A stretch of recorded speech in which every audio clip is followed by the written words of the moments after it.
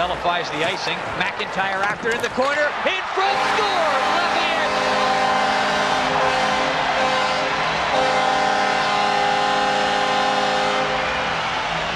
Nathan LaFayette puts Vancouver up 2-1. I was actually born in Vancouver in New Westminster. My dad had been playing for the BC Lions, and that's why the three kids were born in BC. But he ended up getting a job in Toronto, and we moved to Toronto when I was very young. My sister is a year and a half older than me. She was doing figure skating at the Clarkson Memorial Rink. And I think just it was easier for my mom to bring me along and throw me on the ice, and that's how I started. So it wasn't until year 2 of my skating career that I actually started playing hockey. And I think it just became a natural process of selection that hockey was going to be where I was going to focus. And that was probably when I was 16. And it just so happened that I got hot going into the World Junior camp and played well at the World Juniors. Was a part of a great team there. I wanted to get to the NHL. And in hindsight, that was the wrong goal. I should have said, I want to stay in the NHL. Because I got to the NHL multiple times, and I got sent down multiple times, and I was kind of up and down throughout my career. That moment you're traded, you kind of think, wow, they don't want me. And you miss the point that, well, there's actually a team that does want you. And the team in Vancouver was incredibly welcoming. I felt a part of the team right away. And I just think that team had a connection that was pretty deep, and it showed. Went deep in the playoffs. It was the most fun I had ever had playing hockey. And at the same time, it was the hardest hockey I had ever played.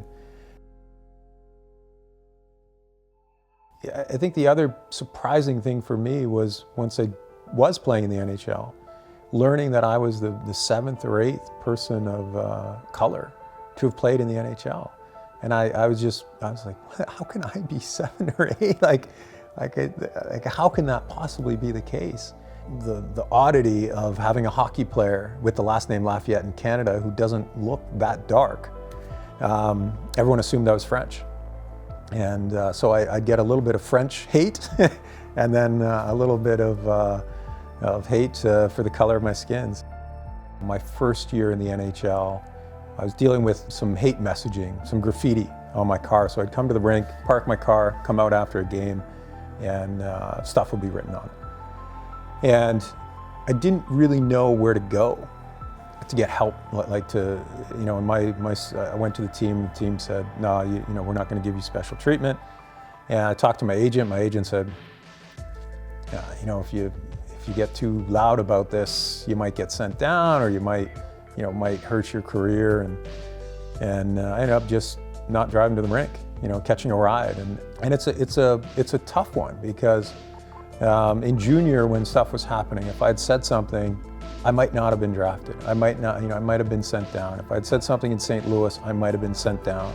Sometimes the safest thing to do for your career is to say nothing, but it just allows problems to be perpetual, and they just keep happening over and over again.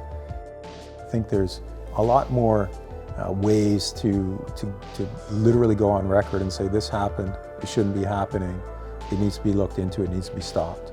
I see that changing at all those levels, and I think it's a progression that needs to continue, and I think that's great.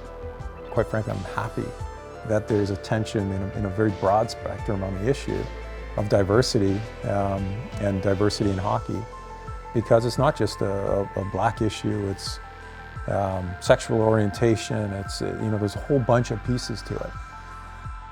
There's a lot of work to do, and I think the good news is that the needle is moving because people care about it.